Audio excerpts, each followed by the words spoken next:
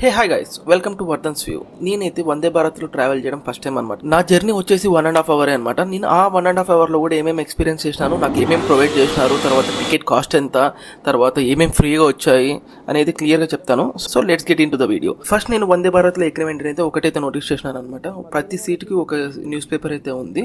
నేను చెక్ చేసి చూసినాను, దాంట్లో ఒకటి లోకల్ న్యూస్ పేపర్ ఉంది, తర్వాత ఒకటి ఇంగ్లీష్ న్యూస్ పేపర్ ఉంది అనమాట. న్యూస్ పేపర్ అయితే మనకి ఫ్రీనే. ఫ్రీ అని చెప్పేసి మనం తీసుకెళ్ళకూడదు. సో యూజ్ చేసుకొని అక్కడనే పెట్టేసావా. అండ్ ఇంకోటి కూర్చుని వెంటనే ఇంకోటి నోటీస్ చేశానండి. పైన అయితే మనకి రీడింగ్ లైట్స్ ఉంటాయి అనమాట, రీడింగ్ ల్యాంప్స్. తర్వాత కింద మనకి ఛార్జింగ్ పెట్టుకోవడానికి ప్లగ్ పాయింట్స్ అయితే ఉంటాయి. ఒకవేళ మీరు ఛార్జింగ్ అడాప్టర్ మర్చిపోయి ఉంటే మీరు USB ద్వారా కూడా పెట్టుకోవచ్చు. ఈ ఆప్షన్ అయితే చాలా బాగుంది. నేను టికెట్ బుక్ చేసుకునేటప్పుడేమో నేను ఫుడ్ ఆప్షన్ అయితే ఇంక్లూడ్ చేసుకున్నాను. నాకు ఎంత పెద్ద లేదంటే నాదైతే స్నాక్స్ కాబట్టి, నేను 1.5 hours జర్నీ కాబట్టి స్నాక్స్ ఇంక్లూడ్ చేసినారు. నాకైతే 2 biscuits 1 టీ ఆర్ కాఫీ ఏదైనా చాయిస్లో నేను టీ తీసుకున్నాను అనమాట. బాగానే ఉండుండ టీ. ఇంకో ఇంట్రెస్టింగ్ విషయం ఏంటంటే, ఒకవేళ మీరు ట్రావెలింగ్ చేసేటప్పుడు మూవీస్ డౌన్లోడ్ చేసుకోవడం, వెబ్ సిరీస్, తర్వాత మ్యూజిక్ కానీ డౌన్లోడ్ చేసుకోవడం మర్చిపోయారు. అది కాక మనం ట్రైన్ జర్నీ చేస్తున్నాం కాబట్టి మనకి ఇంటర్నెట్ అవైలబుల్గా ఉండదు అనమాట, సరిగ్గా అవైలబుల్గా ఉండదు ఇంటర్నెట్ అయితే. అండ్ మీరేం వరీ కావనవసరం లేదు, ఎందుకంటే మనం వందే భారత్ వైఫై యూజ్ చేసి మూవీస్ కానీ, టీవీ షోస్ కానీ, ఏదైనా మ్యూజిక్ కానీ ఏదైనా కానీ మీరు వినొచ్చు, చూడొచ్చు. దీంట్లో ఒక క్యాచ్ ఉందన్నమాట. మూవీస్ అయితే కొన్నే ఉన్నాయి. ఏమేమి లాంగ్వేజెస్ ఉంటాయంటే తెలుగు, ఇంగ్లీష్, హిందీ అండ్ తమిళ్ ఉందన్నమాట. తర్వాత ఇంకోటి ఏంటంటే, మూవీస్ అనేది కొన్ని అవైలబుల్గా ఉన్నాయన్నమాట తెలుగులో.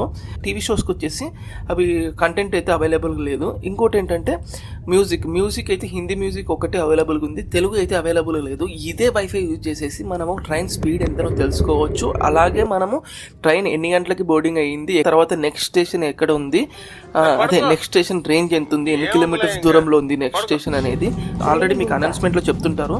అయినా కానీ మీరు దీంట్లో అయితే కిలోమీటర్స్ వైజ్గా చూసుకోవచ్చు.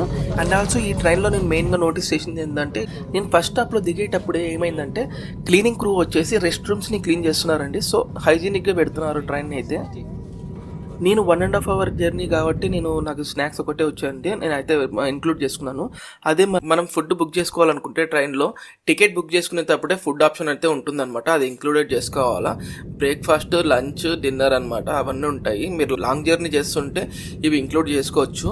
ఇంకోటి ఏంటంటే, నాన్ వెజ్ నైట్ ఒక్కటే ఉంటుంది, వెజ్ అయితే ఎప్పుడు ఉంటుంది. And also other public transports పోల్చుకుంటే బస్ అయితే నాకు తెలిసినంత వరకు ఎక్స్ప్రెస్ 200 లోపలనే ఉంది. ఏసీ బస్ చూసుకున్నా కానీ మనకి 350 రూపీస్ లోపలనే ఉందన్నమాట.